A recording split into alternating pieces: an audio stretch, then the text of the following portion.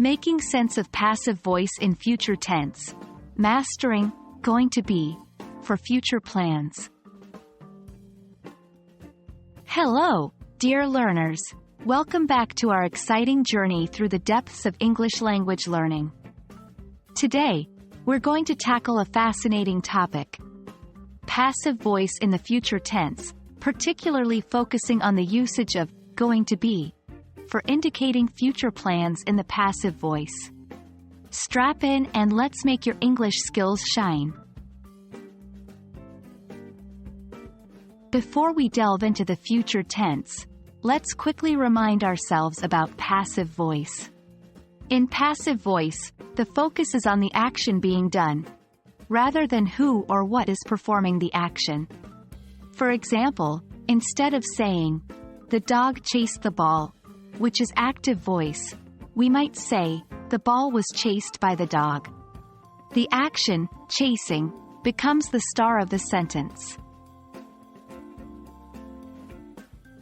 Now, on to our main topic. When we're talking about future plans and want to use the passive voice, we employ the phrase, going to be. This combination conveys both the future aspect and the passive tone of the action. To form this structure, we generally use subject plus am, is, are plus going to be plus past participle. For instance, you might say, "The report is going to be finished by tomorrow." Here, the action, finishing the report, is happening in the future and it's the focus of the sentence. To solidify your understanding, let's go through some more examples. 1. The cake is going to be baked by Chef John. 2. The meeting is going to be held next week. 3. The house is going to be cleaned tomorrow. In all these cases, notice how the action takes center stage, and we're less concerned about who is doing it. We're also indicating a future plan or action, using going to be. Now it's your turn.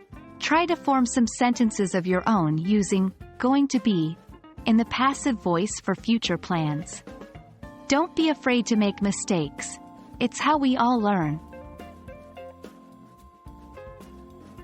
Thank you for joining us today as we explored the fascinating topic of using going to be for future plans in passive voice. Remember, practice makes perfect. So keep using these structures in your daily English conversations and writings. We hope you found this lesson helpful. Until next time, happy learning!